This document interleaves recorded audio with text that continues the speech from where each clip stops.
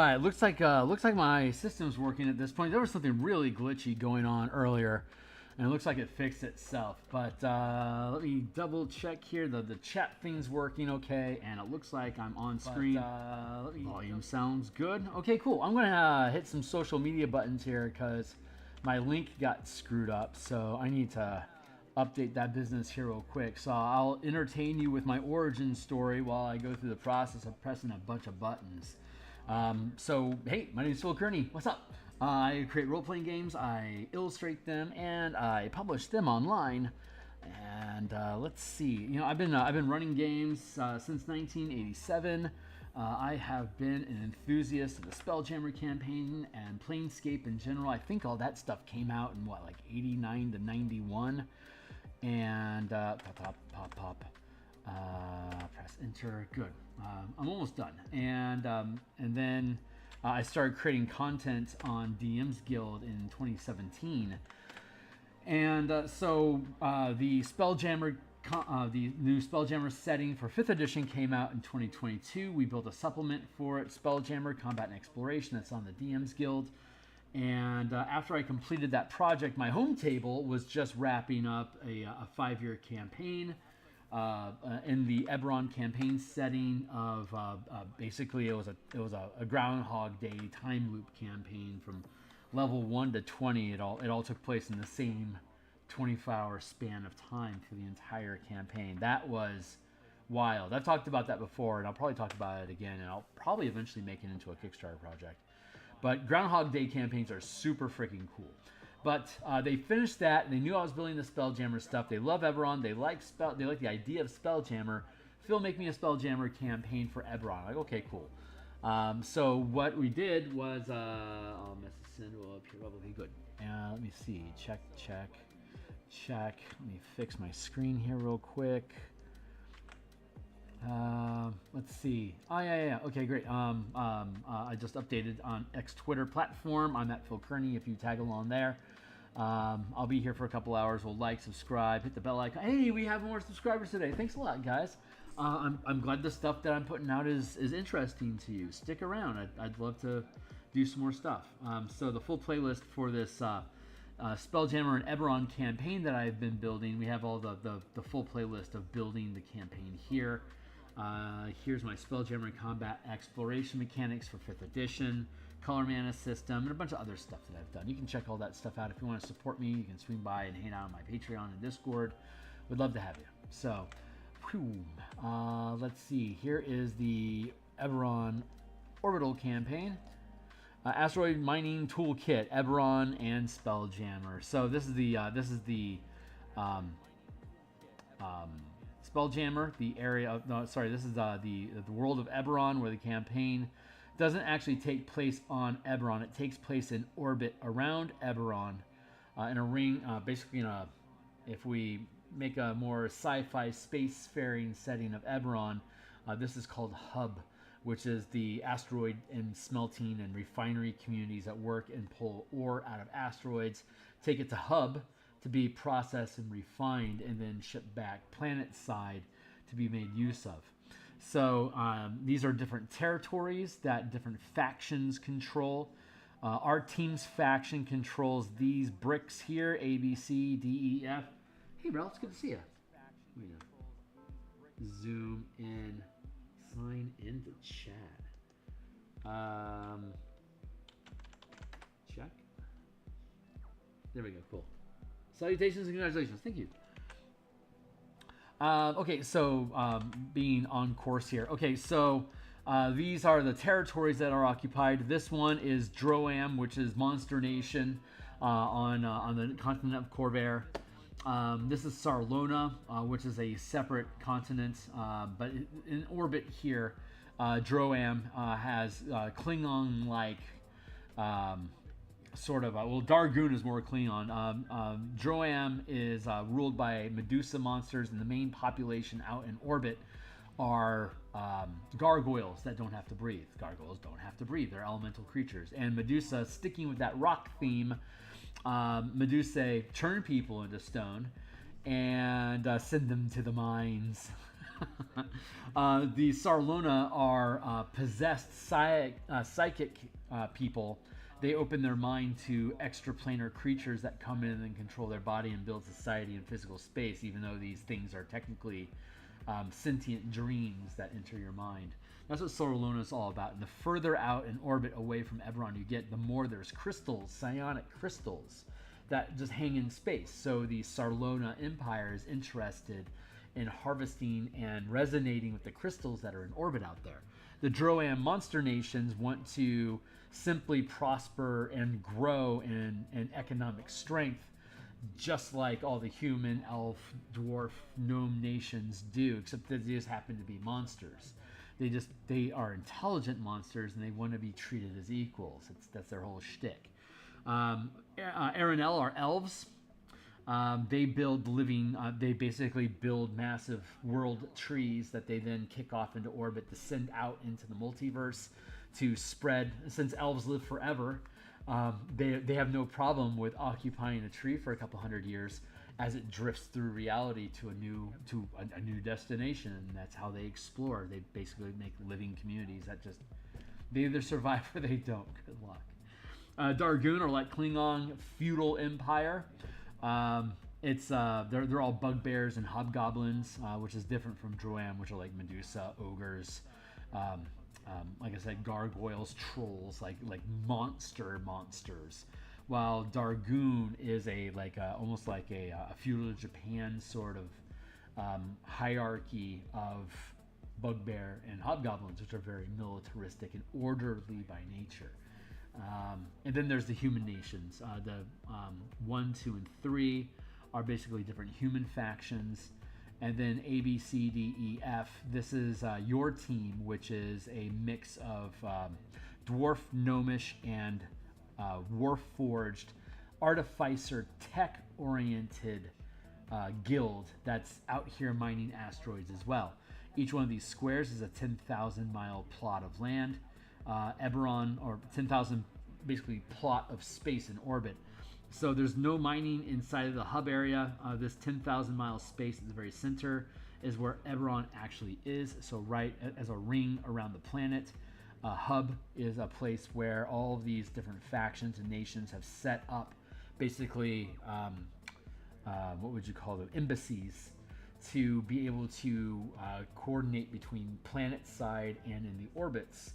And so like the orbits is almost like a separate caste or a different society from what's actually planet side on Eberron. So the campaign itself never actually goes to the planet.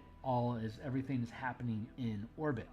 The team has yet to actually visit Hub. This is going to be their first adventure where they're actually going to Hub on a diplomacy mission, because they are adjacent to Droam, and Droam keeps sending E and F. These two territories are currently occupied by Droam ships. So the miners that work for the team's guild don't feel safe in these two sectors, so they refuse to harvest any asteroids there. The way that the world works is that the asteroids move counterclockwise. So as asteroids enter orbit here, like they enter in the long range of orbit and they slowly spiral their way down to the core, and if they aren't broken up by the time they hit Hub, these asteroids could literally hit Hub. So they need to have these asteroid miners out there literally breaking up these rocks so that they don't become a problem and they don't cause any massive damage. So everyone out here has basically agreed that the space that they control, they are taking responsibility for breaking up rocks that's in that area. And it happens that all these rocks have valuable resources like ore and crystal and stuff. So it's actually worth their time to break it up, because then they can send all the ore to the smelters in Hub, convert it into metal or psionic crystals or whatever it is that they want to do with it, and then use it either out in the asteroid belt itself to help grow strength, or send it back down to the planet to be consumed by the citizens there. So the hub acts as a buffer between the world and the asteroids where the actual campaign is taking place. So the Droam are currently occupying space in E and F As the asteroids move around in orbit, it'll drift through the team's region, A, then into B, and then to C. It's every 10 days the asteroids drift into a new sector, and when it leaves C, it enters Droam space. When it drifts from D, E, F, and it enters Droam space, the team can't mine those minerals anymore.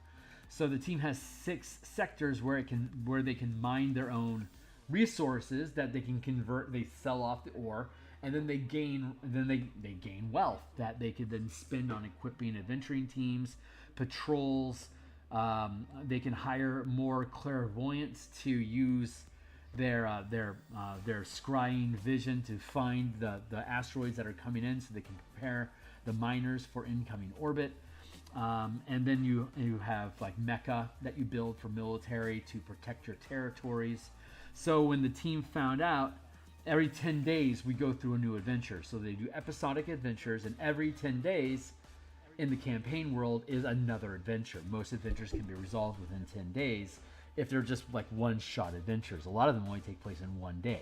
So a 10-day trek is basically you do your adventure, and then the miners can go back into and start continuing to mine. And at the end of those 10 days, they've collected enough ore resources to pull back the hub.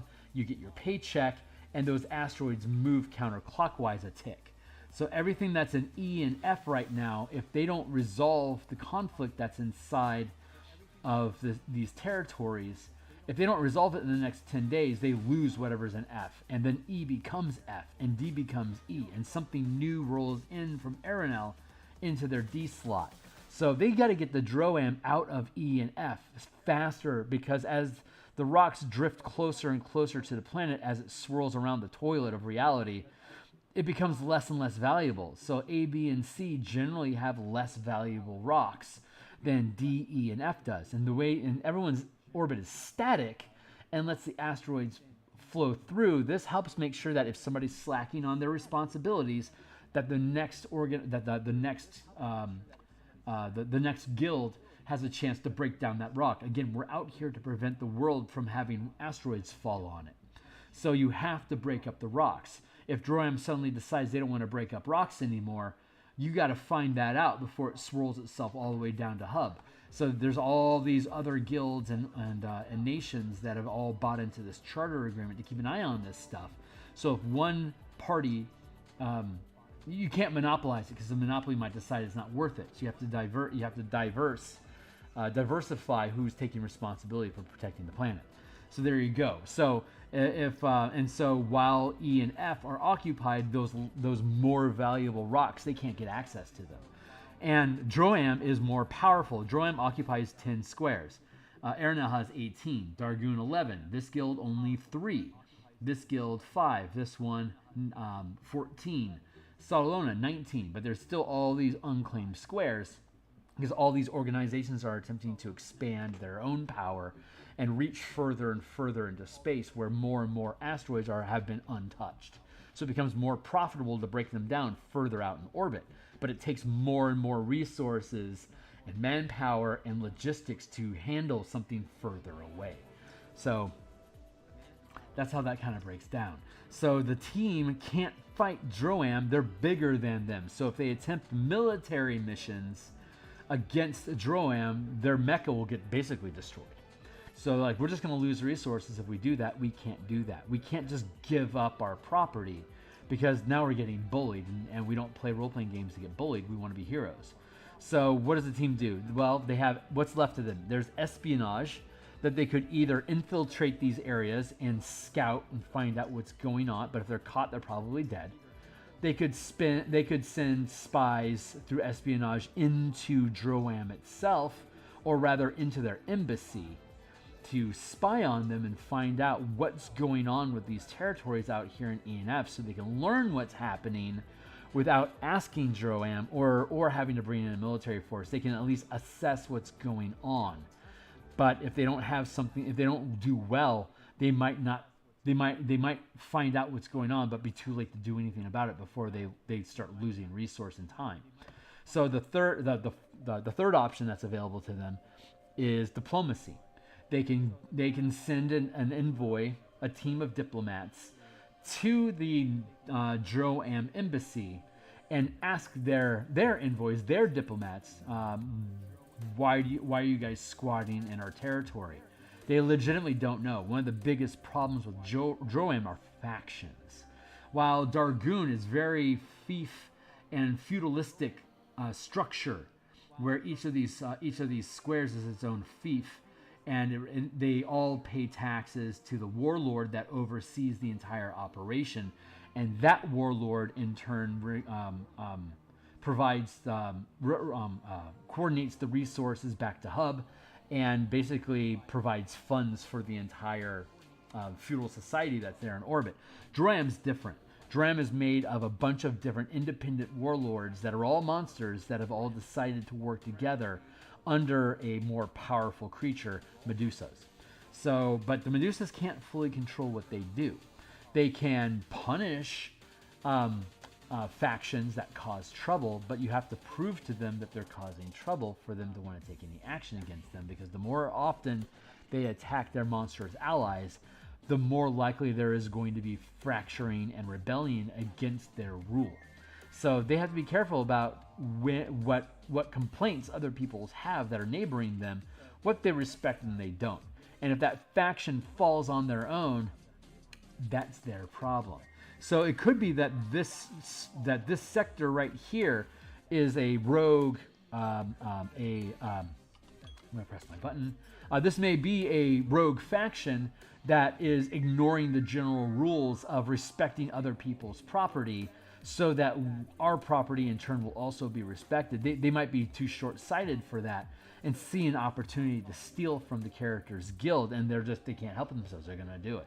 But we don't know. So today we're figuring out, what is the actual problem, and we're going to use the oracle system that I like to use of rolling dice high and low to determine yes or no answers and degrees of certainty during those rolls to craft the narrative that happens here. And we're also going to invest time here in actually fabricating a dungeon that represents the conversation that the players are going to have with the negotiation team that's going to greet them at the embassy.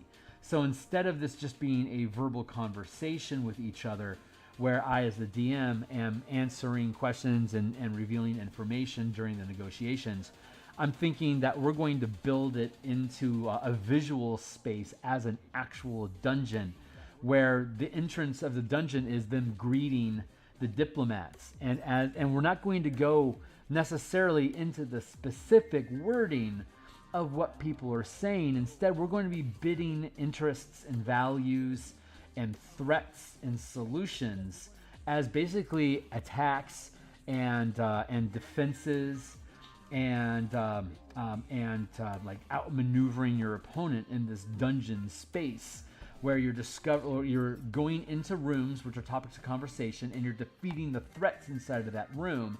And as you defeat them, they give up either pieces of information that's treasure, or you find hidden facts, or they reveal things that they didn't intend on revealing during the conversation. It's like finding a secret door that leads you into another chamber that opens up a new topic of conversation.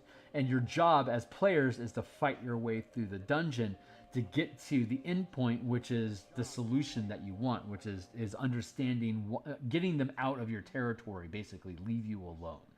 So they don't know why they're there, so they have to both discover why they're there and then come up with a way to get them to go away through diplomacy, basically saying, hey, leaders of Droam, get your rogue faction, get I don't know if this is your order or not, but they're impeding on our territory.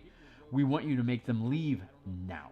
And are they able to bluff their way into power, even though Droam is militarily more powerful than the guild?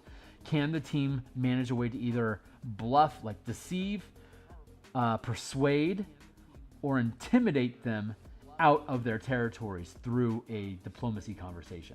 So that's what we're attempting to do. And if they're lucky, they might pick up some additional information that they didn't already know that may act as plot hooks for their next adventure after this one, or to keep information in their back pocket later to potentially trade for additional resources to interested factions, or to cash in later to potentially even build positive relations with Droam. They have the possibility, if they can grow large enough, of actually taking ownership of Droam, just like Droam or Aranel could take ownership of their guild if these larger organizations, if they started vying for resources amongst each other in like a skirmish. The team could find themselves without resources and their industries collapsing. Their military, their lore, their commerce, and their loyalty are all different industries that are measured with resources. And as they gain in power, they have more resources that they can spend on these different industries. If they continue to develop their military industry, they'll have more and more powerful mecha to defend their territories. If they continue to develop their commerce, they'll be able to destroy and refine asteroids more efficiently. If they continue to develop their loyalty industry, they'll have more successful negotiations and be able to more easily hire high-skilled labor or find specialists to perform missions for you.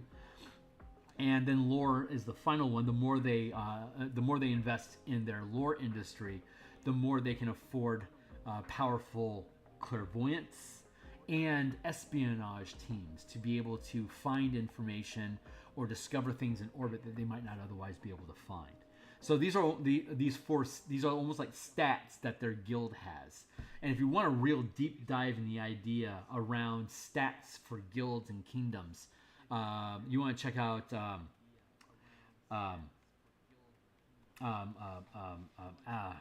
Adam Hancock's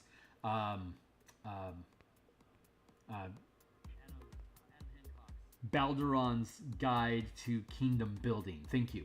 That's where these resources came from. And Adam is my editor for the Spelljammer stuff that I've done. So he's aware of this project that we're doing. He's blessed that I'm using his industry idea, and we're taking it in different directions with this ability check system that we've been developing as a separate, like almost inverted cipher system game. So that's what we're exploring right now. So that's the premise. There's Droam monster factions that have invaded and occupied their mining territories. They can't gather resources there, and they're at risk of losing those territories altogether if they can't find a way of making peace with Droam and an established code of conduct between the two. So that's all the premise that we have setting all this stuff up. So that's where we're starting. So I'm going to utilize the Oracle system that I use for D6ers to find out what's going on and maybe some different layers of mystery. None of my home table watches my stream regularly, but if you bastards are here, fuck off, and you can watch this in a couple weeks after this adventure is resolved. But I don't think any of you guys are actually going to check it out. So, but since this isn't a playtest campaign, I actually care if they hear these plot points. But this is work I have to get done, and most of my free time is spent on Eberron. So I'm using this stream block instead of continuing the Spelljammer fleet combat that we were building. Taking a tangent, and we're working on my own campaign since it's Spelljammer related, right? So there you go. So Oracle system. Ask a question on a scale of 1 to 6. How likely is it of being true? A 1 is an absolute yes. A 6 is an absolute no. Then you roll with it another die, which is the answer die. The answer die tells you how far will the die take you. If it's a roll, if it's absolutely true, absolute 1, like you roll, the solution has to be equal to or higher than the question for the answer to be yes. So if the question is a 1, anything from a 1 to 6 answers yes. A 6 is an incredible yes, while 1 is, if this is true, it's highly unlikely, so something weird is going on, and that means that you ask more questions, and it goes from a scale of 1 to 6. A 6, if I roll the question as a 6, only a 6 will succeed. So despite it all, it's successful. So like something's weird is going on there that compels you to ask more yes/no questions that come up with a grayscale on a scale of 1, basically 1 to 6, of how likely was this or how natural is this. And if the answer is like this is guaranteed to happen, but it was it took a miracle to come together anyway, why is that? That compels questions, right? So I'm making sure my screens are actually set here correctly. Yeah, okay, good. So I just want to make sure. I just want to make sure my stuff, because I had a problem the other day with me not rearranging my windows properly. So using the Oracle system, we're just going to start asking questions. First off, whoa. Are you sure you? No, absolutely not. I like streaming. Thanks for that. I'm going to add on some more layers of security here to keep that from happening again. Here and here and okay, we're back to here. Okay, so we're gonna start off light and easy. I've got my little dice plate down here, so it's out of view on the camera. Maybe someday I'll have a camera pointed at it. But the question then to the table is, does the embassy of Droam even know that they're there? And I rolled, shit you not, a 1 and a 1. So absolutely, the embassy is aware they are there, but the 1 tells me that it was difficult for them to find out. So does that mean that this is a rogue faction that does not have Droam's blessing for being present? I got a 3 and a 6. So the answer is yes, they are a rogue faction, but the 6 tells me that it was on a 3 on a 6. It's three more than 6, so it's highly likely this is a rogue faction. So embassy has become aware of the incursion of the occupying force, but has only just become aware.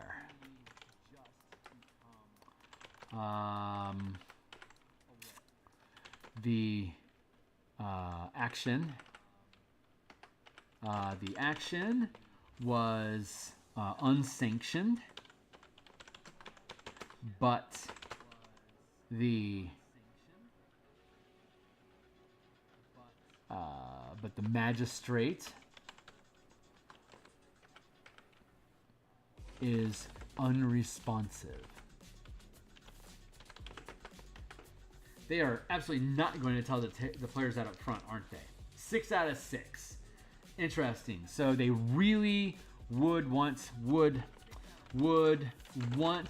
tell the team, the characters. I'm gonna just call them the team. Would want to tell the team, but really can't. But has reasons not to.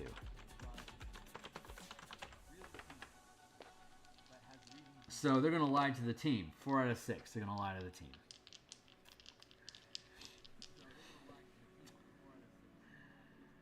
They're just going to lie to them that they don't have control over it.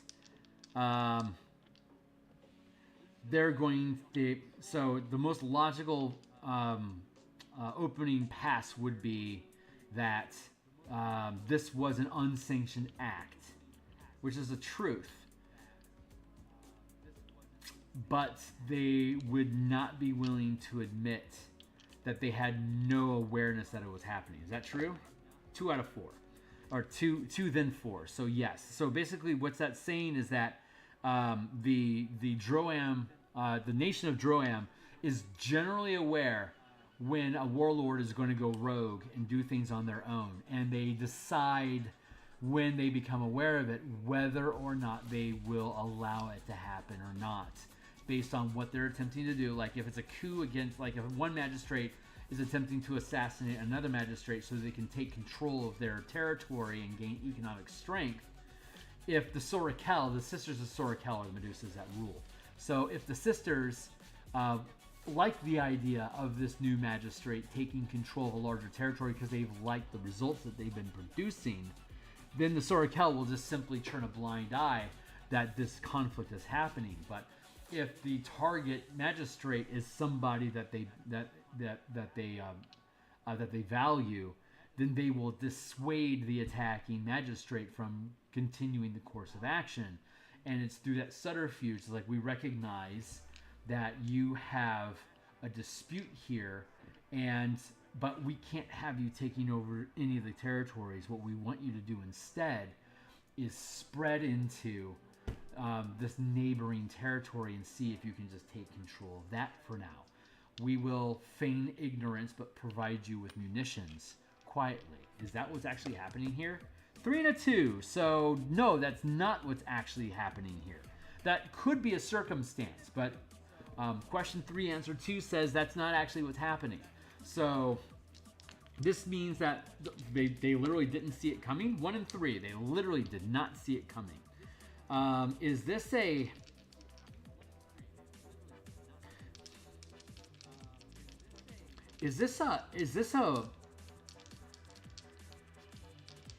fleeing? 2 and 5. These are actually a 4 and 5. This is actually a fallen. This is a fallen house that lost their territory in Droam and are now actually seeking asylum with the players. They're skilled and eager to have purpose. Is that the truth? 5 and a 5. Holy crap. Okay. So, despite it all, that is reality. So, wow. Okay. So that means that the Droam, so going to the Droam envoys is actually the wrong choice, because these envoys,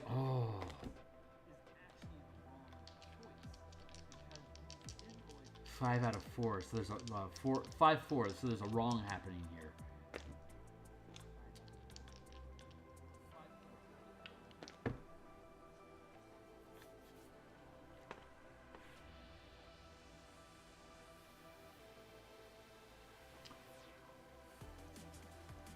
Okay, so this is what's going to happen. This is why I don't want my players being here, because I'm doing stuff while the team goes to the Droam embassy. The fallen magistrate arrives at the players' embassy seeking asylum. So do the team, this is all happening in the same community on Hub. So does the team decide to tell, like the team could win back Droam, these territories immediately by ratting out that the magistrate, like by holding the magistrate hostage and then giving them back to Droam. Droam will then execute them, and in payment or in thanks for making this easy, just extract those deserters back into Droam for suitable punishment, and the team immediately gets their faction back. Or the team can go through negotiations with the asylum seekers and risk further incursions from Droam, but have stronger military presence to do it with, and decide to shut down negotiations with the Droam embassy, and then focus their attention on the asylum seekers and what information they may be able to provide. So there's actually, so this is an interesting conflict that we can build inside of. I like that. I like that a lot. So I'm going to stitch up. I'm going to stitch up all of this into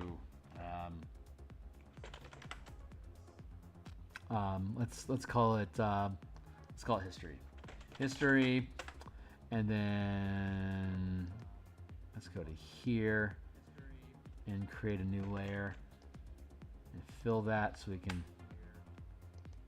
delete this layer, and then we're going to call this, it should be called trash, and it's unseen. So this is background. I'm going to hit save, and this is history, and this is workbench. I'm going to conceal all that. We're going to come back to here.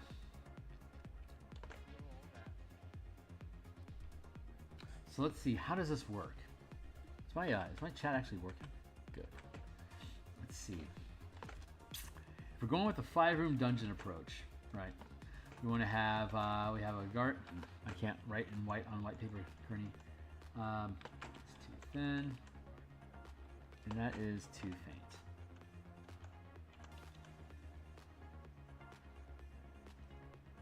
We have guardian. We have trap. We have trick. We have boss, and we have treasure.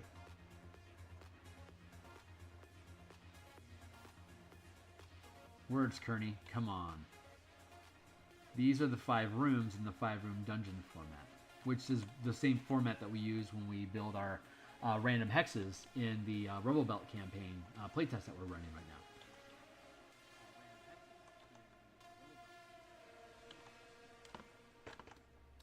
So let's see if this is the entrance. How are we doing this? How are we going to narrate this? So the team is greeted by the envoys, by the diplomats representing Droam, and I think what we want to do is I think we need keywords. I think that's the because I keep in mind I've never done this before. I'm literally just designing space right now. Like we're designing a game space, gamifying conversations. So this may be rough, and there might be a lot of whinging about, but we're building something new. So the team meets with the envoys. This is going to be Guardian is going to be basically the people that greet them at the door and ask them how they can be helped. It's more than just it's beyond reception. It's basically reception, but it's not quite like that. That's the narrative, though. You guys are coming to us. We're brand new here. Like you don't visit us, so what do you want? Basically, is what it's going to come down to, and the team is going to have to not necessarily make a good pitch, but tell me what they're attempting to do. So I need to provide the team with descriptions of things like guarded, open. Maybe instead of like doodling that, I should write it. So but this is the premise. These are actually asylum seekers from Droam, and Droam is finding out about this literally at the same time as the players are. So activity. So that's a really great place to hold the adventure. Now the way that the game works is that we're making ability checks, and we have a target number, and the further above the roll you get. There. The further above you roll the target number, the greater your degree of success. The lower you roll below the target number, the worse your results become. And these results are expressed as complications, which are additional problems that the team has to overcome, or damage of some sort. Typically, characters can take either body or spirit damage, or like physical damage, or like mental damage, or psychic damage. But basically, it's body or spirit. And when you run out of hit points, your character's out. Most of the scenarios allow you to bring a new character in, but every time you do bring a new character in, you lose 1 point of resources from your current your guilds, from your from your guild's wealth. So you basically have to pay for a new character. But if you want to keep playing the game, you have to keep paying. And at some point, if the team were to ever zero out during an adventure and have no more money, they'd have to start selling off assets to get a new character in. So it's the characters don't mean anything in the game. The real value of this campaign is the guild, protecting the guild, making sure that the guild remains solvent, expand the guild, be able to do more things with it. And by trying to keep your guild afloat, that's what creates the new adventures. So they either recruit a new team of characters, hire specialists at a higher level, or use characters that already exist and send them into another adventure. As the characters succeed at more adventures, they gain more experience and increase their rank of skill. And eventually, as your guild grows, you can recruit higher and higher rank specialists to become a party for your team to have other adventures. So you can buy and sell off teams with your resources, along with expanding your territory, equipping the characters with more stuff, XCOM style, like I said, expanding your territory or improving your industries. So like you can get better mecha, or like warships, or like battle stations that you can occupy, like you can park in orbit, like different things, like civilization. You can advance the development of each of the territories and the industries that you can control. So it's a very 4X style resource gather expenditure, almost like a StarCraft sort of role-playing game. That's that style of civilization, StarCraft sort of gameplay in the role-playing game is almost like a background mini downtime activity game. But from the successes and failures of attempting these different efforts, that's where the problems rise up. So every time you attempt to harvest resources from one of these territories, there's a chance that something's going wrong. It could be involved with the miners, the rock, there could be monsters in the territory, there could be an invasion, there could be a strike, there could be a number of different things that are going wrong right now that's preventing you from collecting resources from tile E and F. Right now it's because there's Droiam squatters that are preventing the miners from getting anywhere near the rocks. They're being held out. So, as the team loses characters during an adventure, they get less, and they're basically eating their own resources that they can do all these other things with. If they completely bankrupt, basically they would take a team of characters and then basically hire on to somebody else's organization to then subcontract a single territory to then mine and manage and rebuild themselves inside of that new parent organization, and eventually amass enough resources to buy their way out of contract and become an independent organization again.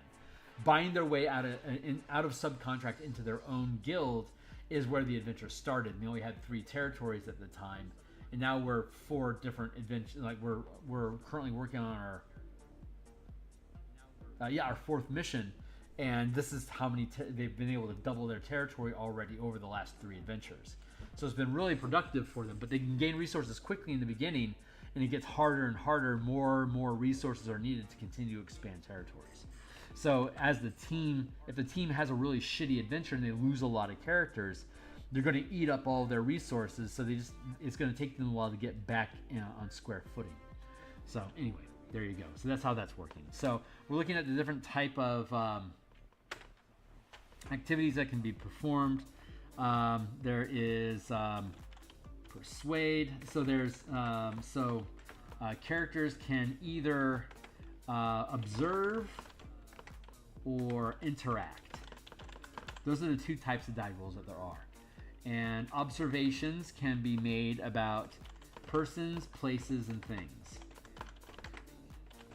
And in this scenario, since we're basically looking at people in a room that we're interacting with in this negotiation, the only thing that you can really observe in this scenario are persons. Now, when you're interacting, observing is just gleaning information about the thing that you're observing. That could mean that you pick up and mess around with an object for a little bit, but you're not actually trying to use it. You're just trying to learn information about it without taking any actual actions. That's an observation. An interaction is when you're attempting to actually engage to change something. Like I might fiddle with this ancient piece of technology to figure out what it does, and if I botch my roll bad enough, I might accidentally turn it on and find out what it does. But if I do a good job, I'll be able to glean information about what it is by poking at it.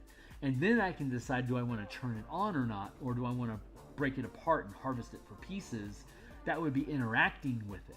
See the difference there? So you can interact with persons, places, and things, just like you can observe persons, places, and things. So when we're interacting, we're always interacting with these people. So in this dungeon diplomacy scenario, interacting with them can be done as persons, places, and things. The places in this instance would be talking about the actual territories. You're out of bounds.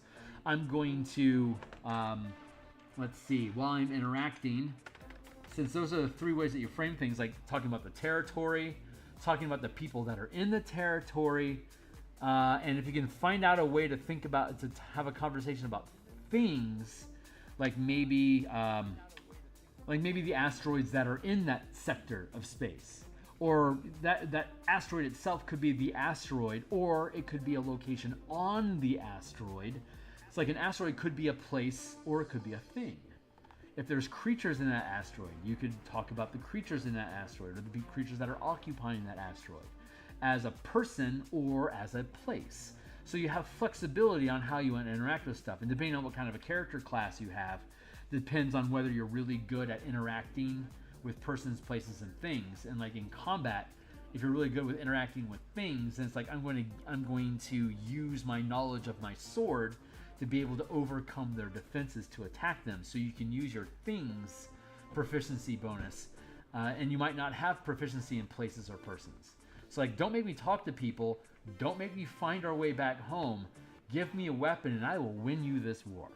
That's that kind of a person. Diplomats are really good at interacting and observing people, but might not be good at observing places or things. But the thing is that when you build your team, you randomly roll what your characters are good at, and that's what you go into the adventure with. Like, we're going to go into an asteroid delve with a bunch of people that are specialized with interacting with creatures and people.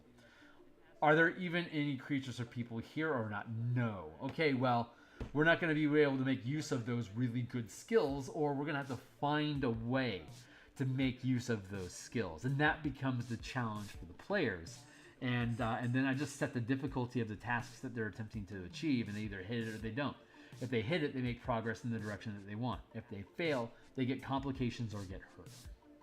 So that's what we're looking at with these dungeon delves of how are we going to allow them to interact in these conversations without just making it devolve into a social encounter without dice, or a single die roll as a persuasion or an insight check, for instance.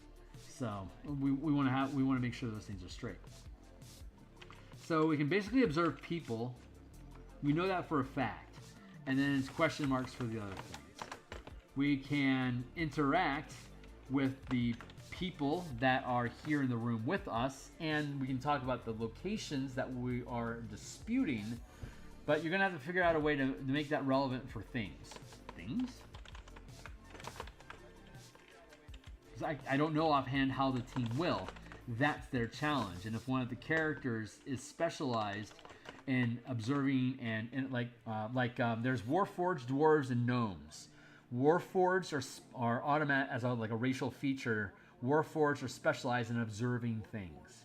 They're just good at figuring machinery out. Dwarves are specialized and have the racial advantage of being good at observing locations, places, environments, especially underneath the mountain or inside asteroids. And gnomes are really good at observing people or creatures, understanding them, having empathy. And then the three primary professions are delvers, which are good at interacting with environments, kind of like rangers are supposed to be in D&D. Warriors, artificers are really good at interacting with things. And then diplomats are really good at interacting with people. So if you have a gnomish diplomat, you'll have a character that both has basically like advantage and proficiency bonuses in making observations and interacting with people. But a dwarven spelunker, or a dwarven artificer would have the racial trait of being good at observing environments, but have the professional trait of being really good at interacting with things. So that way you can random up these 6 variables And your character any given turn can be making observations or interacting with their environment, people, or things. And that's how you use your action economy this turn. What are you doing this turn? I want to observe with this object. Well, what are you looking at? What are you trying to do with it? And then they'll tell you what they're doing. And then we'll determine what kind of what stat roll they're supposed to make and whether they're proficient with it or not. And then they'll make their die roll on a d20 using normal ability checks on a scale of basically 1 to 10 on a die roll of 4 to 31. That's your scale of 1 to 10 is a difficulty of 1 is above a 3. A difficulty of 10 is above a 30. So you want to roll between, like, depending on the scale of the challenge, a difficulty of 7, you have to roll above a 21. So that means you actually want to roll a 22 or above after modifiers. So that's the way that the system works. If the difficulty is a 5, and if I roll a 15 or less, I fail. If I rolled a 12, that's 3 less than 15, so that's 2 degrees of failure. 15 is a failure, 12 is 3 less than 15, that's 2 failures, all the way down to 3 or less, that would be 5 degrees of failure, effectively rolling a 0. So that becomes a 5th degree of failure, which either creates a new problem alongside the current problem that requires a roll of 16 or better, or I could deal 5 points of damage to any number of characters in the group. Either divide up the damage if it's a minor problem, or if it's a major wound, I'll deal 5 points of damage to each of them. And you only get 5 hit points per level, and there's only 6 levels. So a max character, unless there's something unusual, won't have more than 30 hit points. And you could easily deal, if they botch, crit, fail a difficulty 10 task, they'll take 10 points of damage.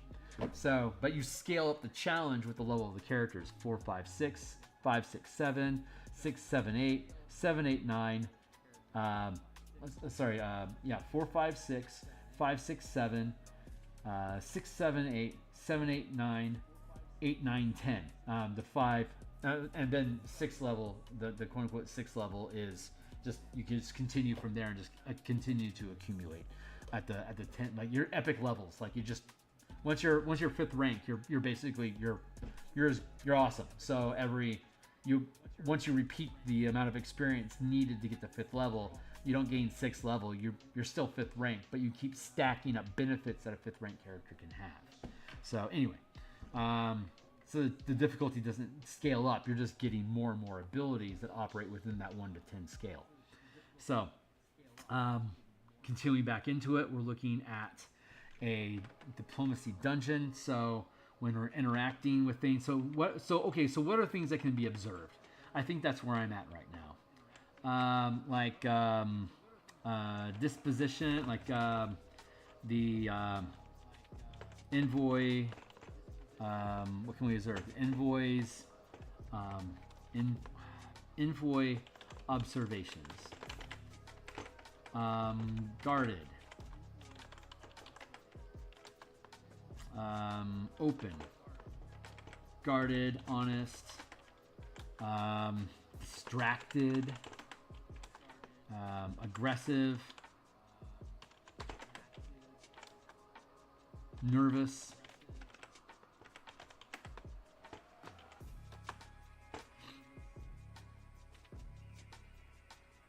Dismissive. These are some of the things that you can observe about like when the team. Okay, so each character has a turn. They get to do one thing. They can either make an observation or they can interact. So if Joe decides that he wants to observe the diplomats that they're looking at, and this is hold on, what challenge level is this? Let's see. They chose EF. They chose F, which is only a difficulty of 11. Oh boy, is that no? It's over here. The difficulty is only a 13, so that means a difficulty of 4.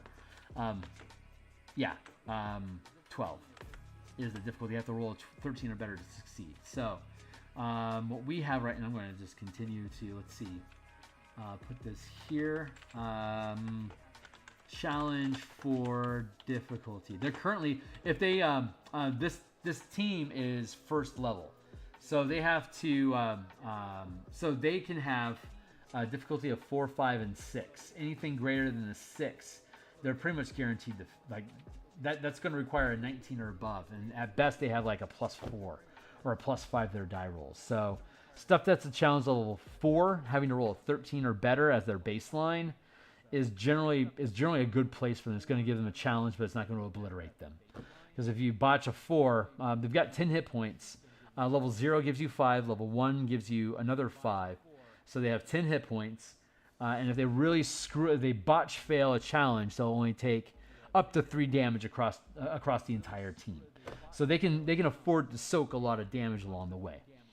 Let's see, but they don't have any way to heal themselves. That's the challenge with the diplomacy mission. In the espionage missions, they can't take any. If they are discovered, they fail. So everything they do is about remaining hidden. In combat, you can die. In diplomacy missions, you can't heal hit points, just like in espionage. And your goal is to, as you lose hit points, you're losing credibility, like we talked about before. Until your character is no longer a credible envoy, they have to be replaced with a new diplomat that's going to approach things from a different perspective. That's how that's narrated. In the espionage missions, when you run out of hit points, it means that the facility that you're attempting to infiltrate, the mine that you're trying to enter, the house you're trying to break into, once you run out of hit points, you're completely exposed and you're caught. So you're no longer in espionage. Your characters, and they're non-combat missions, so your characters either get to run away or they get captured and they have to be negotiated back. Or a combat mission has to begin to go rescue them. So one fail state from one type of adventure creates plot hooks for different types of adventures. If I fail at diplomacy here, I can't follow up with another diplomacy attempt. I'm going to have to either do something with espionage or military to be able to get back face from what we lost and our lost credibility during the diplomacy mission. So the hit points that they lose is the credibility being lost, which is why it costs them resources, because it's taking hits to their loyalty industry, because they're losing public faith.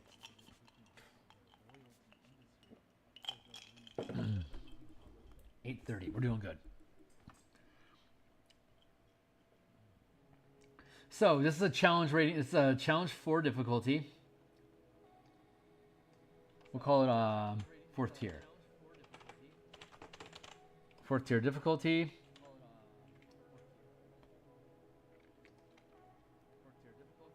So whenever the team if somebody on the team makes an observation instead of an interaction, the base assumption is it's going to be a difficulty 4, which means for them to get any information, they have to roll at least a 13. The tier times 3 plus 1 equals target number. Anything less than that are degrees of failure. A 12 is 1 degree of failure. A 9 is 2 degrees. 6 is 3 degrees.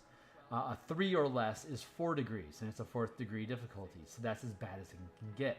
But that's not lethal to any, like no one can get one shot by a difficulty here. So it's going to be a descending slide into failure. It won't just be club you're dead.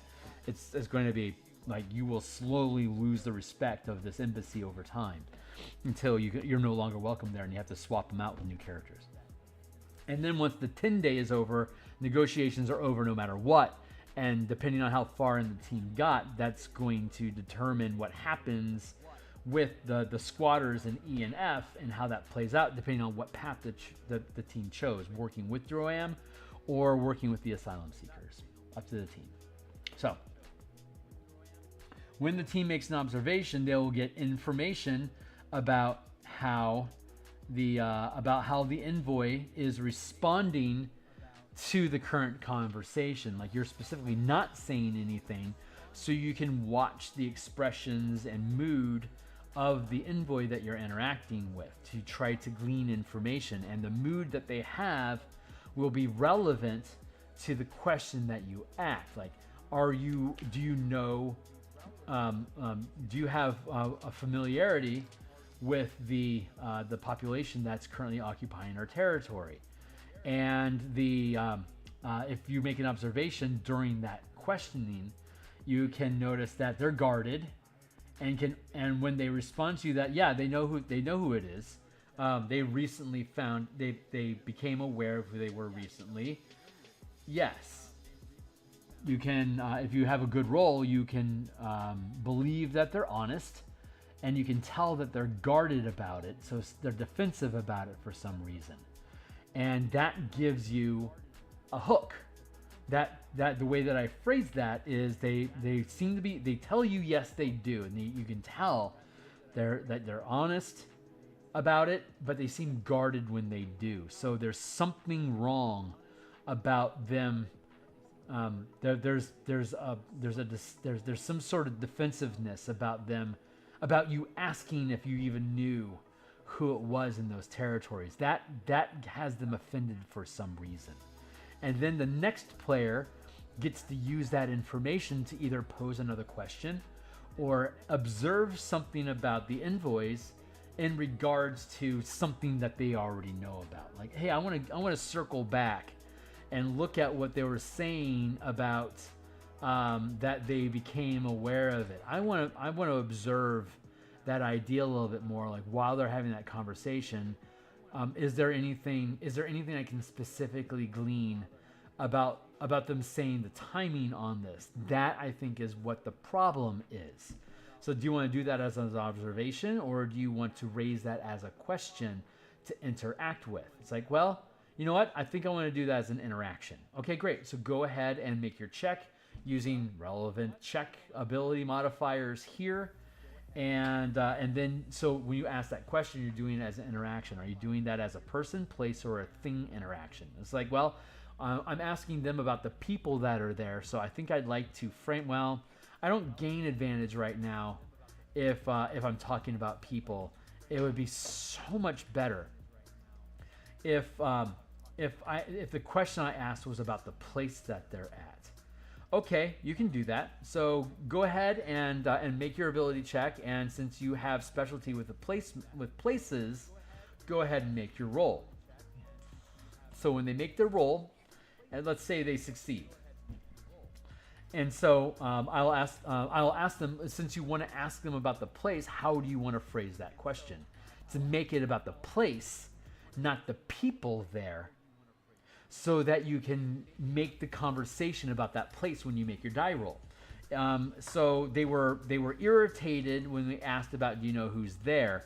Maybe I ask, hey, do you know why it is that the people that are occupying our space, do you know why it is that they chose those two territories specifically instead of unclaimed territories that we have no rights to?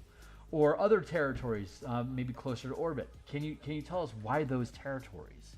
And I want to make that an interaction. So you make your die roll, and you roll, again, this is a challenge 4, so you roll 13 or better. You ask him that question, and he will be obligated to, is he obligated to answer right then? Because generally,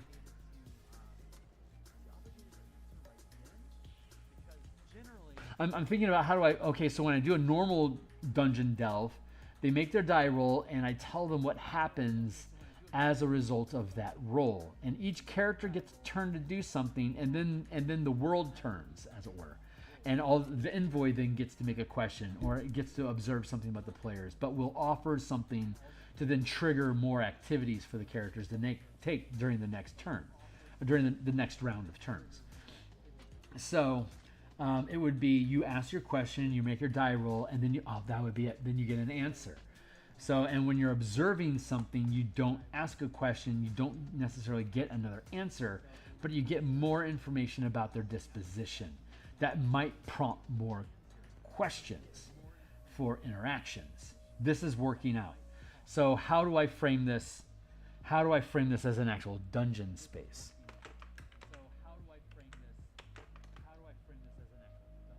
We have to have, so we have the observations here. This is our first room. And then this is going to lead to another room. Let's pull open our 5-room dungeon array and see what we get. That's going to be in the rubble belt here. Here's the 20 different ways that a 5-room dungeon can be arranged that has connections with each other. So let's start let's start fleshing out the space, as it were, that this thing occupies.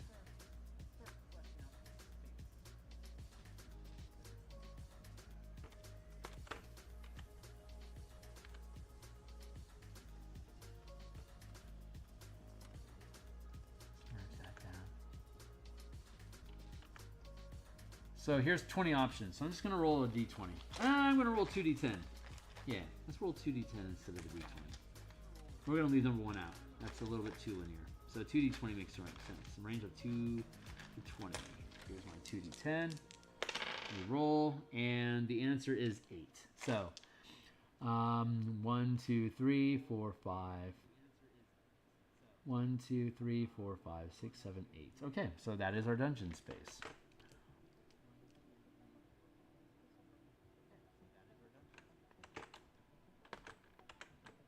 Why am I lost? Oh, yeah.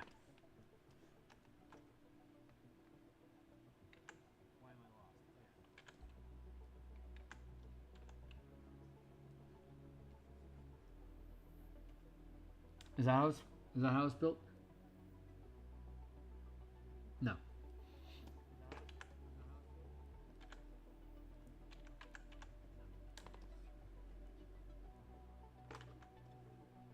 Oh. No connectors. That's interesting. So it goes from here to here, here to here, here to here, right?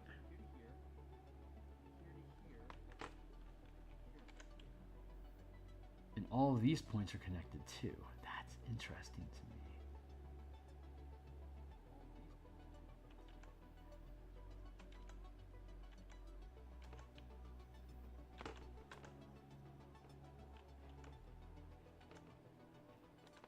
So we'll make this the treasure.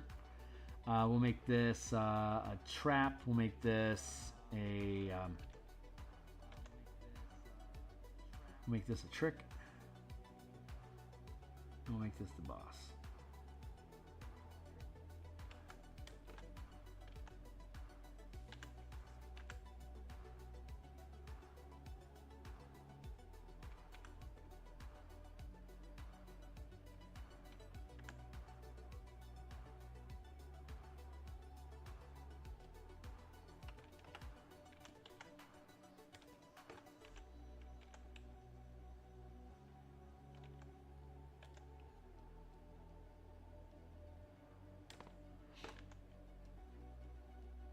And we'll do another one for the asylum. I'm going to be back at lunch tomorrow working on the Marshall Power System. I'm going to be back tomorrow morning working on the Eberron Forest map that I've been building. But let's continue on with this. I still have time. Still got some time. So we're building the bones here. And I might work on this on Saturday too. This time I got another 8. How about now? This is what I wanted. Let's go with a d20 instead. I think I want to spike somewhere. 16. Huh.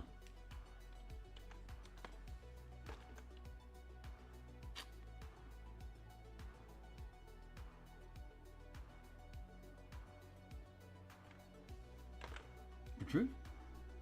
Interesting.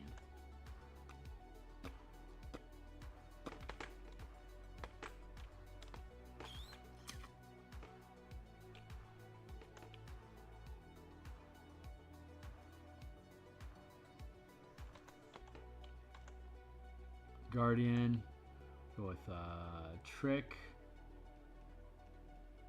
Boss, Treasure.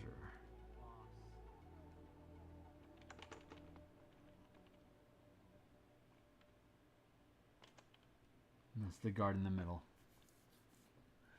We'll have to figure out what these things mean, because I honestly don't even know what they mean yet.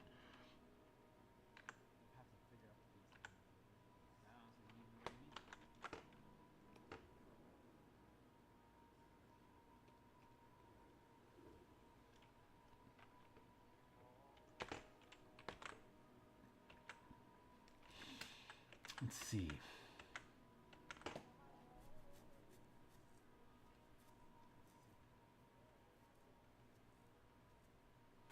So how do we open up the space and move from one room to another?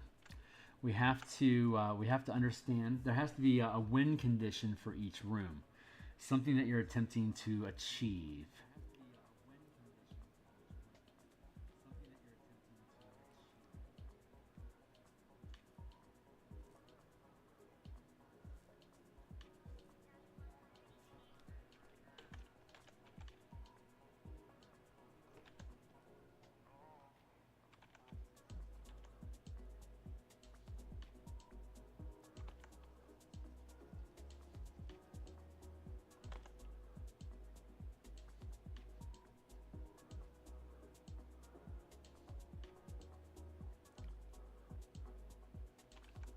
What are okay, so what are some complications we can create? We have to have an objective. So the objective to the Guardian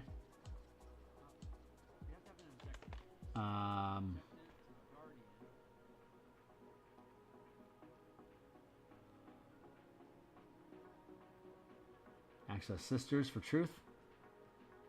For true.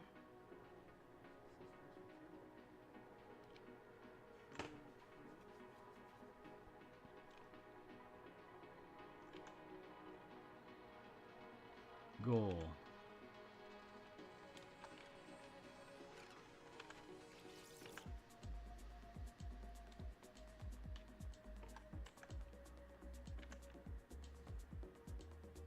Trap, trick, boss, and treasure. Whew, isn't that interesting? Okay, so the way this dungeon is set up is that the Guardian, who is the initial envoy that the team contacts, is going to attempt to just deflect you. So complication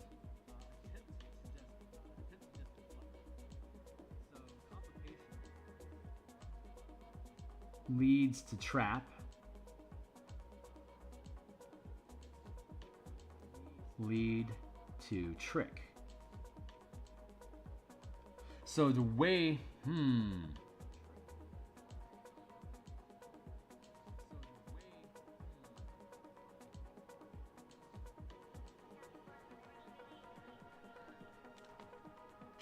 let's see, access sisters for true. Complications are lead to tricks and traps. Okay, so fail state here.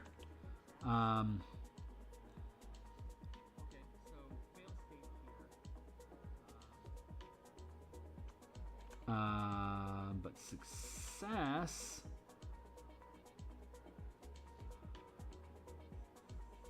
That's it. Failure leads to a trap.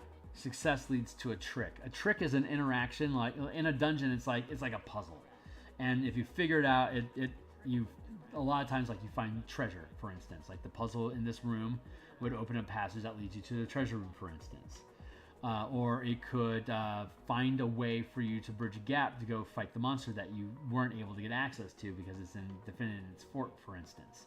While a trap will punish you for attempting to proceed.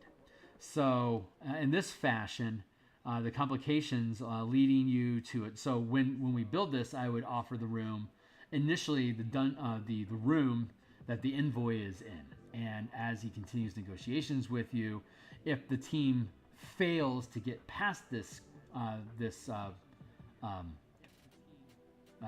Guardian, if they fail, they'll succeed.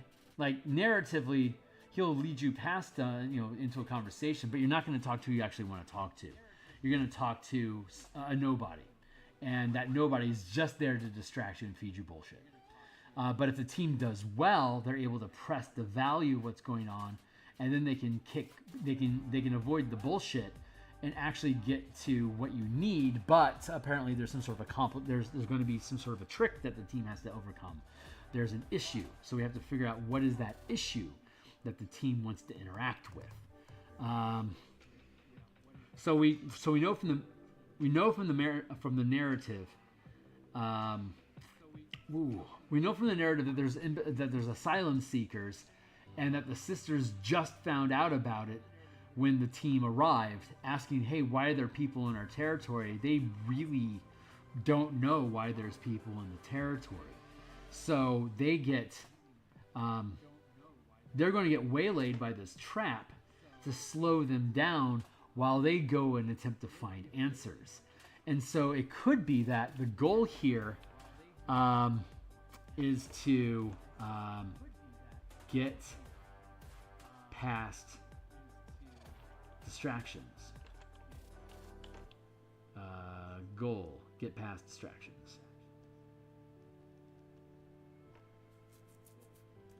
And so the sort of things that they can encounter could be dismissive or lethargic, slothful, very slow and deliberate, ambiguous, just letting time stretch and keep you entertained. It's like, excuse me, there's a thing we have to deal with. Forgive me. So you're being left in isolation for periods of time. And it could take a number of days before they actually get you any information. As opposed to if you're effective with the Guardian, you can get through to the trick, which is there's some sort of an interaction happening here. But I'm thinking like there's the front door, there's the second layer, and then there's the people that the team actually wants to talk to, which would technically be the treasure. But maybe the boss is like a middleman. That's the person that's actually operating this trap that the team got led into. The boss fight is the bureaucrat that protects the actual ambassador from being slowed down with current affairs. They act as an in-between to satisfy answers.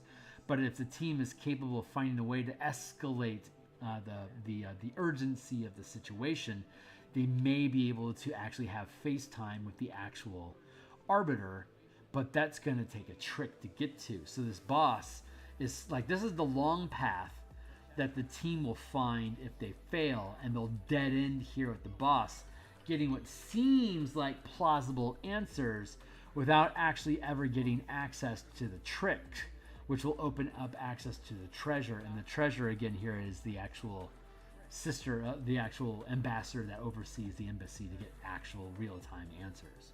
So I think that's the path. There's the two path of failure, but if you succeed with this, so like if you fail here, there's fail states and there's success states, right? Success means you get to the trick right away.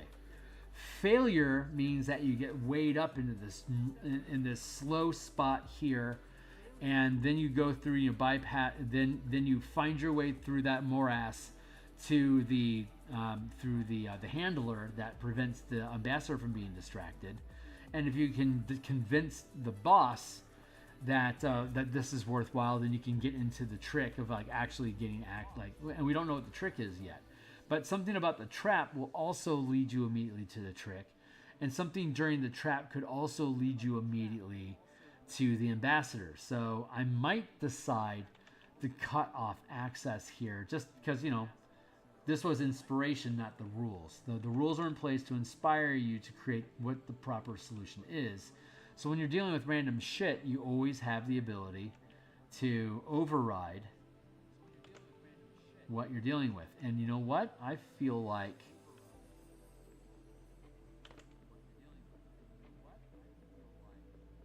a flowchart here.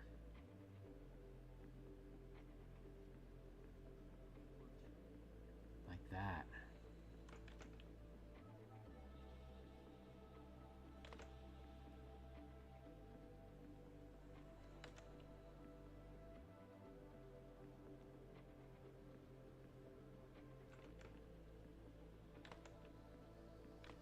There. So this 5-room dungeon is now acting like a flowchart for the logics of what's happening. If you do poorly with the trick, you'll get led into a trap. If you're led into the trap, you're going to have to deal with the boss. If you deal well with the boss, you get back into the trick, and you'll either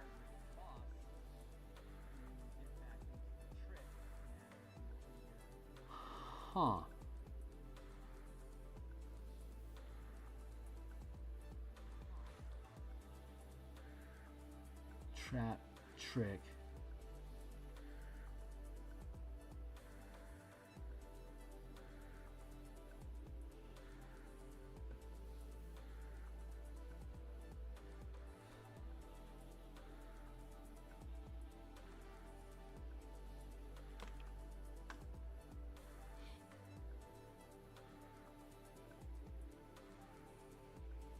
Yeah, I think that's okay. I was working out the just the internal logic. I was like, how could this conversation go? And I won't bore you with the mind dump that I just had. I'll have to parse that out over time as we work it out. But I just got a dump of data that tells me this is going to work. So yeah, here's our flow chart. Guardian will either lead you to the trick that gets you to the treasure, or and can tip you off in the process.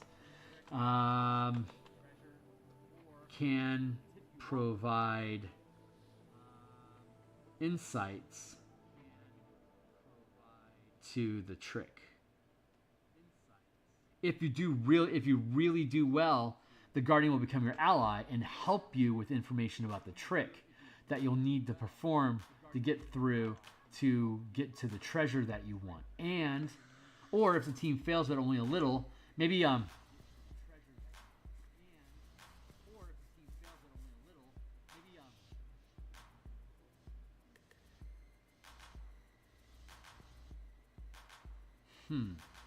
Okay, so there's a boss here that's maintaining the trap, and they're basically the same thing in this scenario. The boss is the trap.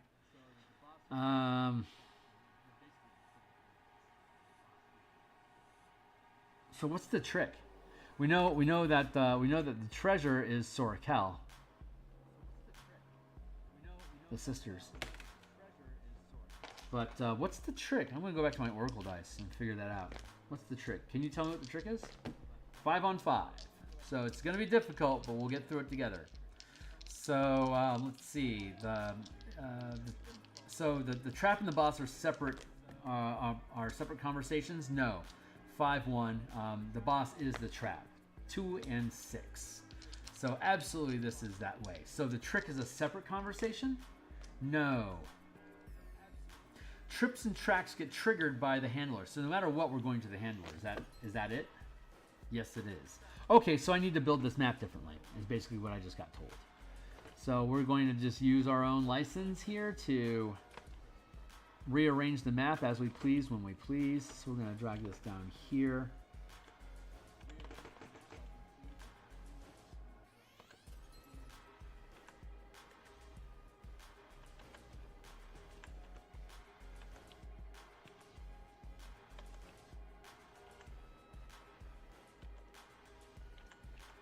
This.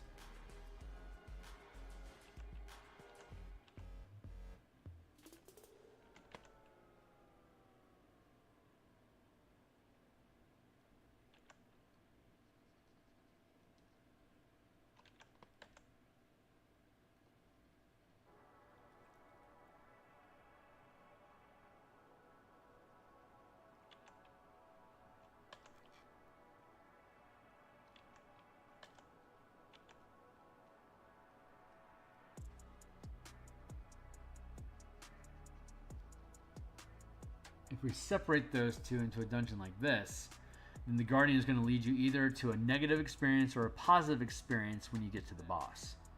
So this is the handler. That makes sense. There might be a way to jump between trips and tracks, depending on whether the boss gets pissed off or not.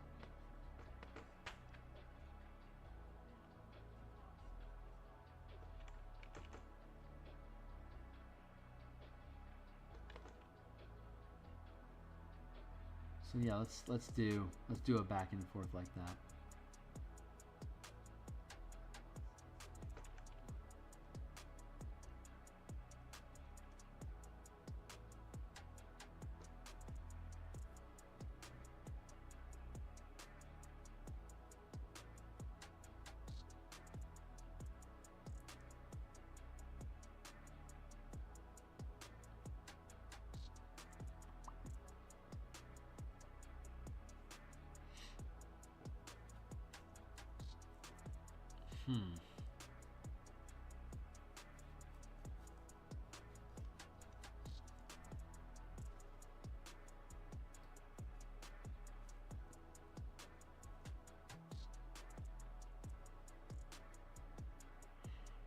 Okay, so the trap is going to be destruction. Let's see. Goal is to expedite conversation complications. Oh, they have 10 days to resolve this if they want to get any resources from those territories. So the complications can be days of delay out of 10.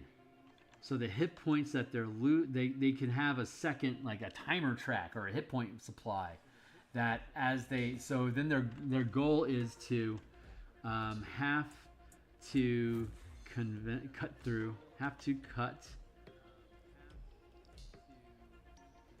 through bureaucracy. And that'd be an interaction as a person, place, or thing. And that would allow the team to start interacting with the environment itself. Like, they could get clever, like, what if we pull a fire alarm and try to create an emergency that forces everyone out of the building? Maybe we'll have an opportunity to catch sight of the person that we were supposed to be talking to, we were introduced before they got distracted. That could be a good way for them to like milk their way in, to like make use of their environment to cause trouble. Maybe they could use things like during the negotiation. Maybe one of them wants to just incessantly tap their pen during the negotiation, and it really pisses off the envoy they're talking to, and it distracts the envoy. So because they have to get, like, if it's a fourth degree, a fourth tier challenge. Not only does it require a die roll based on its tier, but that's how many degrees of success are necessary for you to get past that person.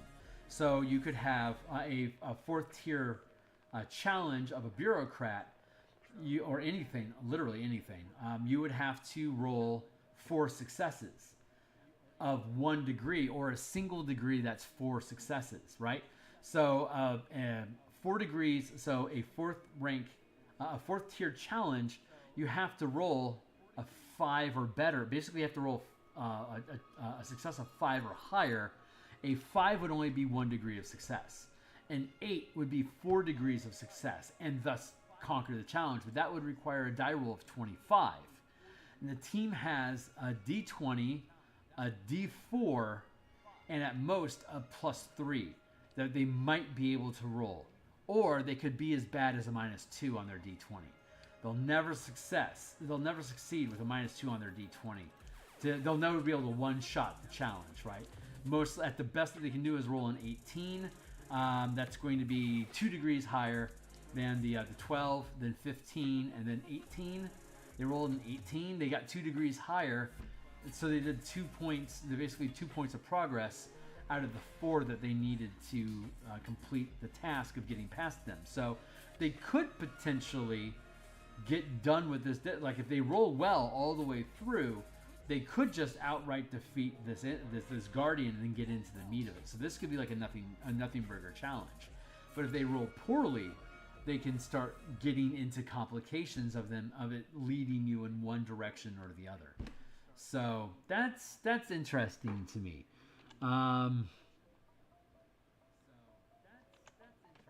So maybe I do want to have this set up that it can go back and forth depending on if the diplomat is happy or angry about what you're doing. That makes sense.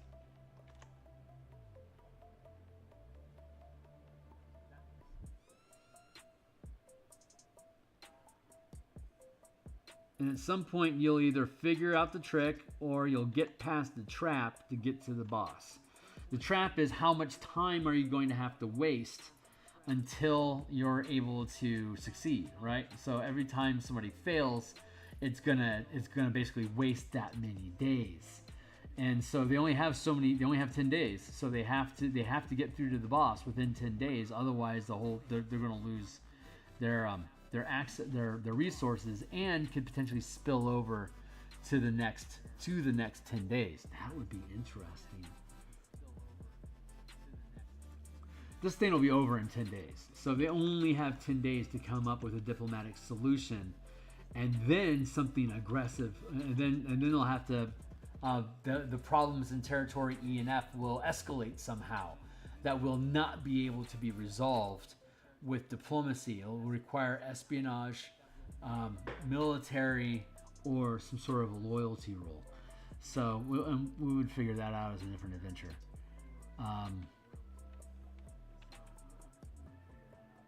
Interesting. This is really, really interesting. Let's see. So that's the distraction. That's the trap. What's the trick? What's the trick? That's what we were figuring out, right? What's the trick? You can help me with the trick, right? Maybe not.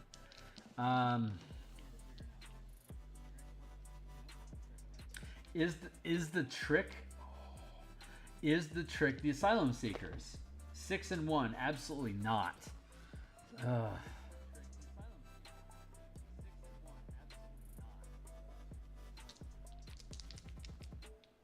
Could the Asylum Seekers be able to provide the team with means of defeating the traps? 3 on 3.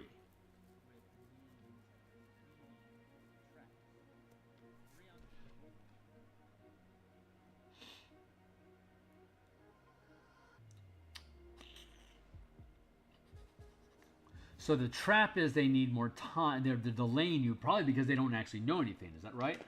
4 on 4. The 4s are strong with this one. So the reason the trap is dazed is because Saratel is trying to find out about the Asylum Seekers. Why did they break away? What did they take with them? What do they know? Ooh, what do they know? 1 on 1.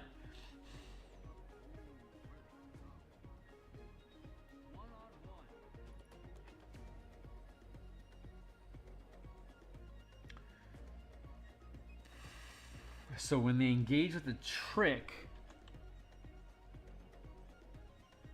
Asylum Swap. So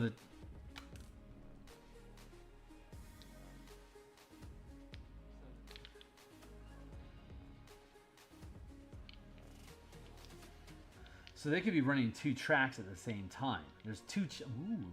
So this has 2 separate challenges? No.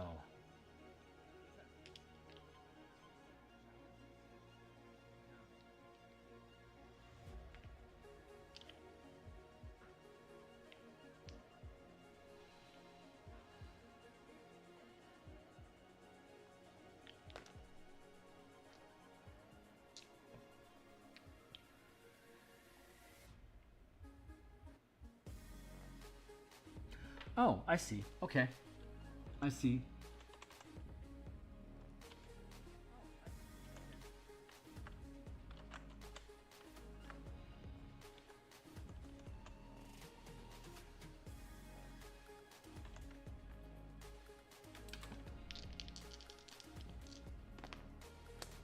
Does the trick track does the trick trigger when the Asylum Seekers contact the character's embassy? 5 on 6.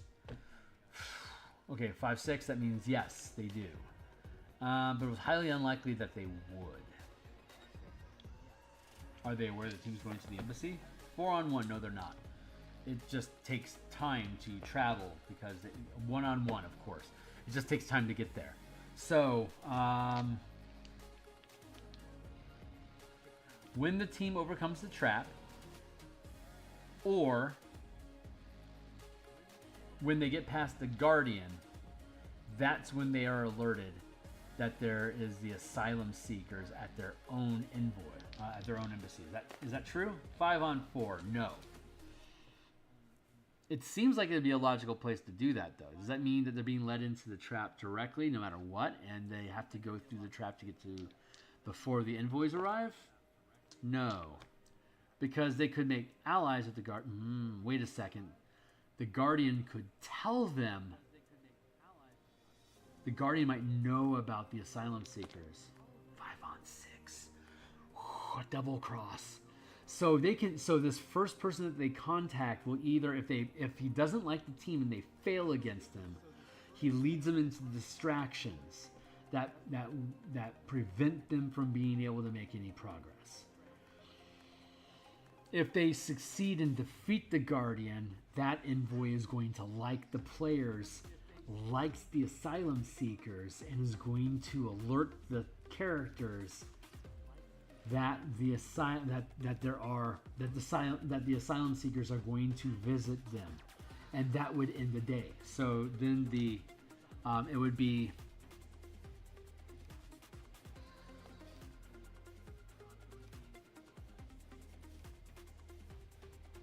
So the team would roll. They're only first rank. So what? The team would roll a d10, and the DM is going to roll a d10,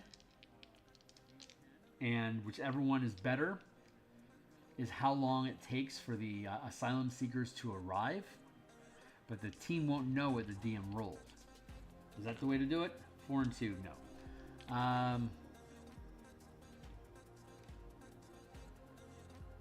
The Asylum Seekers will arrive immediately. The Guardians will introduce the characters to the Asylum Seeker. Oh, that's the okay, cool. Okay, so if the team successfully defeats the Guardian, if they fail the Guardian, they fall into the trap of bureaucratic delay.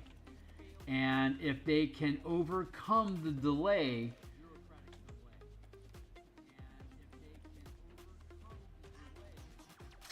that's when the characters find the Asylum Seekers? Is that it?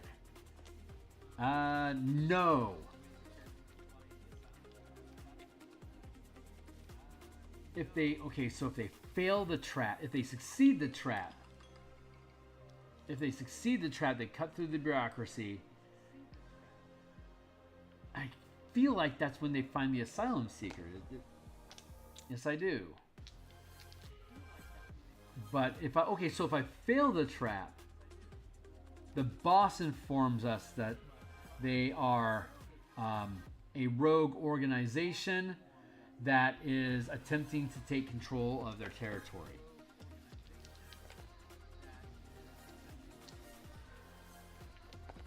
And the team will not have had them approach. If they succeed with the Guardian introduces them to the Asylum Seeker. Holy shit, 6 on 6. Wow, okay. So if the team does great with the Guardian is an ally of the Asylum Seekers and actually sets up a meeting for the characters to meet with the Asylum Seekers without the embassy knowing. So this is a spy working for the Asylum Seekers inside of the embassy. And he was there specifically to waylay the characters from actually getting involved with the handler and revealing the Asylum Seekers to Sorkel too early. Is that 5 and 6? Not bad. So this is a false front that the team fell into. That's 2 on 2. Wow. Okay, that's super fucking cool. So if the team does good with the Guardian introduces them to the Asylum Seekers, and that's what sets up the trick. And the trick then becomes the team can decide to either side with they could choose to hand the Asylum Seekers over to Sorkel to regain their territory and to gain assistance to earn favor with Sorkel. To get a favor from them and potentially make alliances, right? And so, good. And 4-6. And if the characters instead decide to work to grant asylum to the Seekers, they then would have to attempt to feign ignorance? 6-1, no, absolutely not. The team, for the Asylum Seekers to stay with the organization and get melted into the guild, they would then regain. Oh, they'll automatically regain control of their mining operation, but now they need to find a way to keep Sorakel from attacking them to reclaim their defectors. 1 in 6, holy shit. Okay, so once if the team agrees to take on the asylums, they'll automatically succeed and regain their resources in both territories. But the new challenge, that changes the challenge into how are they going to be able to either conceal them or reconcile with Sorakel that they've taken these asylum seekers and they have their property back, and Sorakel can't do anything about it. Oh god, that completely shifts the conversation. That's fucking perfect. So while they're dealing with the Guardian is going to be attempting to flesh out the honesty and how well they can trust the motives of the team. God, I've got to sculpt. Okay, so I can ignore what the actual decorum is used during, like, the protocol and the proper channels to hold the conversation with the Guardian. I don't have to talk about specifically what his response is. I can focus solely on his attitude and what it seems like he's attempting to achieve. So how would I word that? I guess it would be like... so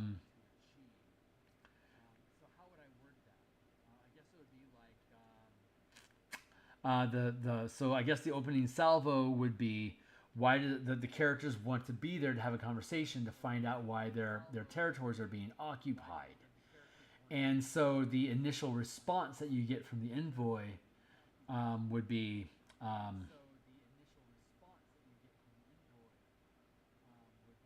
God, I had it a second ago. It was like, why? But I mean, because we want our fucking territories back. That's why.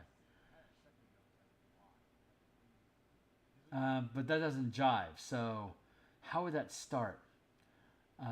It would be, oh, there you go. It would be the diplomat is basically you ask him why he's going through normal protocols of conversation, but during that surface conversation about, you know, respect and all that blah blah blah, all the pomp and circumstance that goes on with embassies greeting each other. Do you want to approach this initial contact as interaction, with expressing to you what it is that you want to try to get, like a good making a driving home the priority of why you're there, or do you want to observe the diplomat you're talking with to find out what their attitude is about what your needs are, because they may very well not care. So how do you want to frame do you want to observe the person, or do you want to interact with it to try to drive home your point? Because if they roll a 25, they're going to roll right through them, and then I will appropriately narrate that. And that's what we're sussing out here. This could potentially be done in a matter of an hour or so. That'd be a really, really short mission. But then you have to set up, like, what are you going to do with the envoy? So when you initially get there, there's pomp and circumstance. If you can batter your way through the Guardian, if you defeat the Guardian, they will appreciate you. If you fail against them, they then start creating distractions and complications of slowing you down, because they don't think that you're going to be trustworthy. And so while you're going through that, there's a vetting process that's happening in the background of the Guardian, while the Sorakel are trying to establish information about the defectors. If the team then succeeds at the trap, the amount of time that it takes is them assessing and giving them access to the trick of the asylum seekers. If they fail at the trap, then the sisters will discover who the asylum seeker is, and that they're planning on approaching the team for for Asylum, and they very much want them to then return these Asylum Seekers to the players. And that's basically where they're going to leave it. So then the team is approached by the Asylum Seekers, and the team then gets to engage them. That's the trick. That's the trick.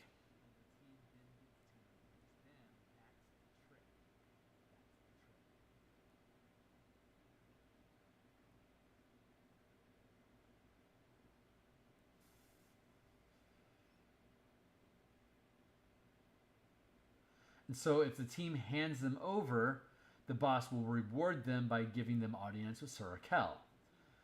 If the team chooses to oppose, to hold on to the Asylum Seekers, they now need to use their defiance as a means of gaining leverage, because then their goal shifts from keeping the Asylum Seekers but not being attacked. They won't get their territory back because Droam is going to invade their territories to forcibly reclaim their Asylum Seekers. So that's how they're going to lose access to their property, their territories. So now they have to negotiate with Surakel and find a way to keep the Asylum Seekers and keep their territory. They can't keep them both. They'll have to give up one or the other in the end. Interesting. So they'll lose a territory, but they gain these. These Asylum Seekers. This will allow them to either increase their military or their loyalty by a rank.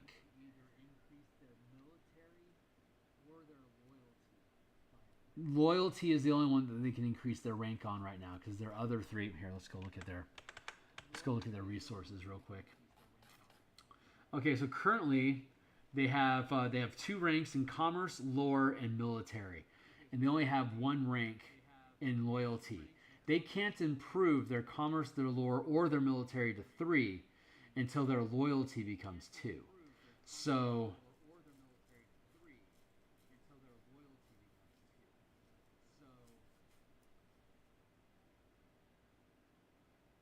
if they had open ranks for military and loyal, like if all of them were currently 2, they'd be able to put the point either into loyalty or into military, because this is a Droam faction. They have military strength, and I'd be able to upgrade the team immediately to 3.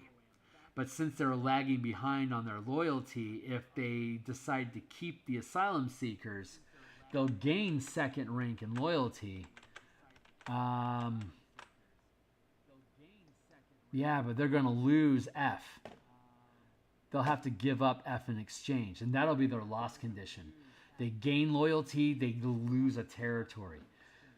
This territory costs 4 resources, and 2nd rank in loyalty also costs 4 resources. So even though they'll have lost the ability to gather resources from this territory, currently F is only worth 3 resources. So if they successfully reclaim this territory and they successfully mine it with a 13 or better, they will be. Oh, sorry. It's a.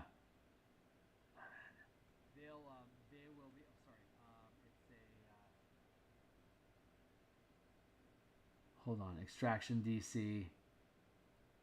They failed by 1. It was a 19 die roll. That means it should be a 22. No, there's. Yeah, it would be a 22, which would be incredibly difficult. And they failed that by 2, so that would take it to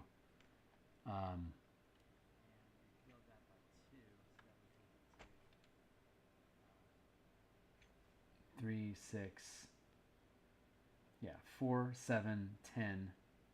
Oh, that's right, because, yeah.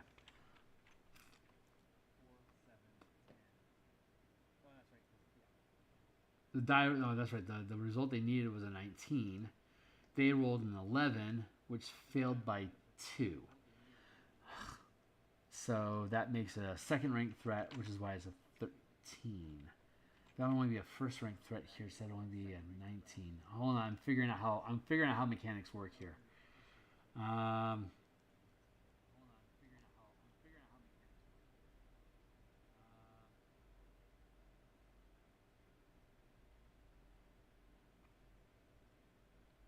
Because the way that it works, the extraction DC is 19. They only got a 2, and they have less gains. Okay.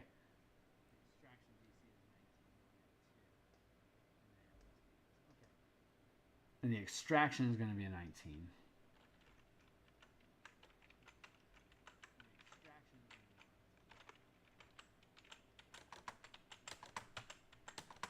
That's right. And so extraction here.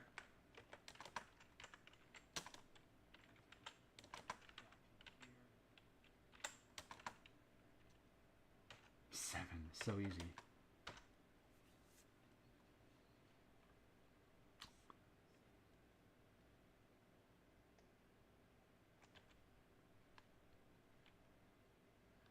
Uh, 10 to 13, 13. Sorry, it's 16 here. They succeeded and succeeded. And then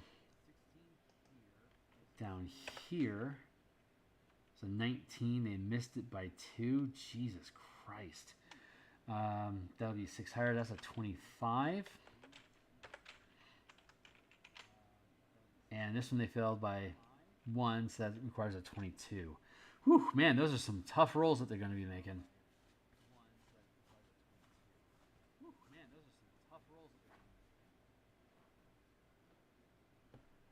So difficulty of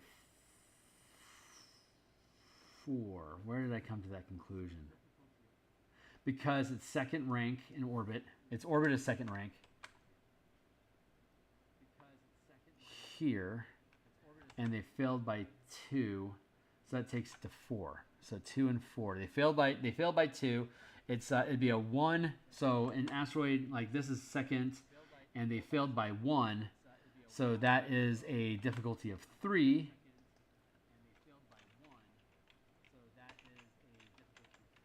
Difficulty of 3 requires a 10. Second rank difficulty of 4, that requires a roll of 13. In orbit A, that's first rank. They failed by 1. That's only a difficulty of 2. So they only have to roll a 7 or better there. Okay, this is making sense. Easy die rolls. They should be able to defeat it.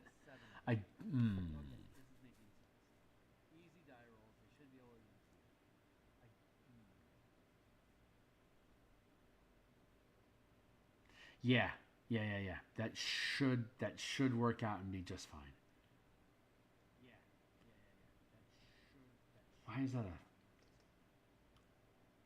Why is D a 13?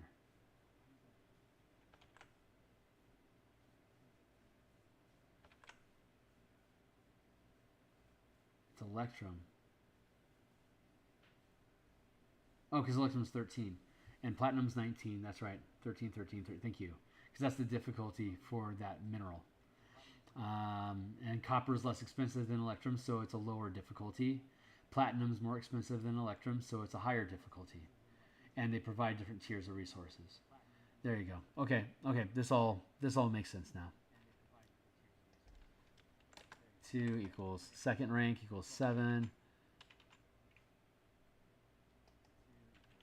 Fourth equals a die roll of 13 or better. And 3 equals 10 or better. Now these characters are rolling a d20 plus a d4.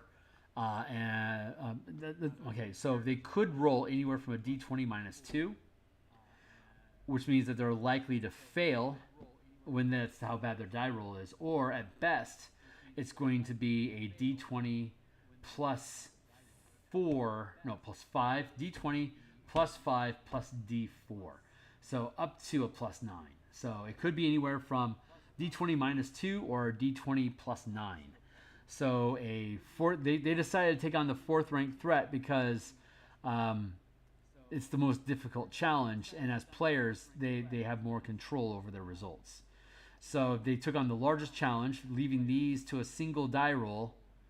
That'll be using a d20 plus 2 plus d6, so a maximum of a d20 plus 8, but most likely a d20 plus 5.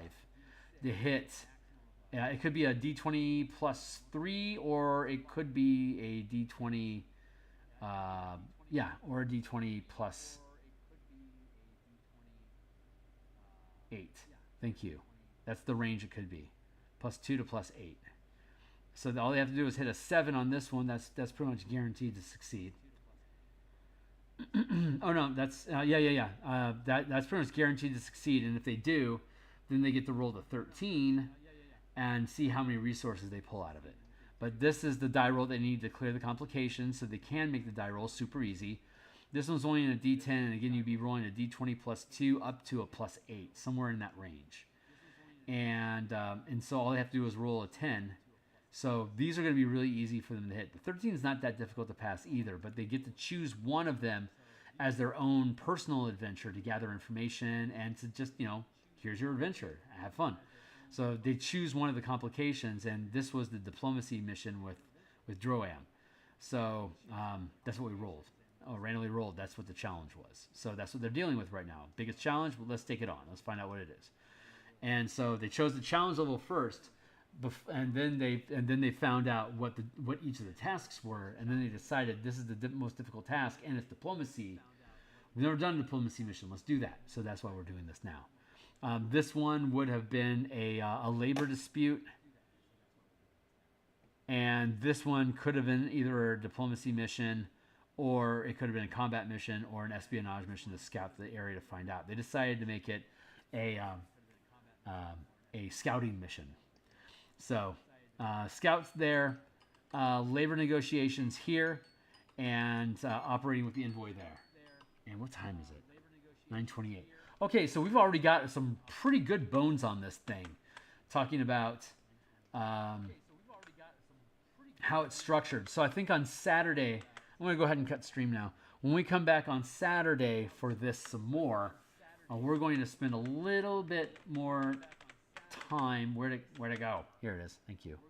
We're going to spend some more time fleshing out the logic path here to lead us from through these different rooms, and see about what it is that the asylum seekers are bringing to the table, what's valuable to it to the Sisters of Sarakel, and what do the team want to do to keep, and what kind of challenges they're going to face, so we can flesh out this embassy challenge, and then we can get into finding out more about the asylum seekers and what they know. This will be a different challenge if the team is attempting to betray them and turn them in to get information from them before they hand them in. They can get more they can get more rewards if they do. If they want to protect them, they want to find out what they need to do to defend them. So we're going to spend time looking at the yin and yang of that. I think Saturday morning when we stream. I'm going to be back tomorrow morning to continue working on our forest campsite encounter map for the Eberron adventure that we're creating. I'll be back probably like around 1 o'clock tomorrow at lunchtime in Seattle Pacific time. That'll be 4 o'clock Eastern time ish, around there, probably a little later. But we're going to come back and we're going to continue working on martial powers. We're going to finish the Strixhaven backgrounds, and we're going to take another look at how we've updated the exploits, maneuvers, and reactions in the martial power system. So, yeah, check that out. We'll be back around. I'll cut stream for now. Thanks a lot for everybody that's checking out the channel. Hopefully this was interesting. Like I said, I'll be back on Saturday, so you can catch the second half of it then. This is going to be part of the playlist that I have linked down below. You can take a look at building the campaign and all the mechanics that went into it.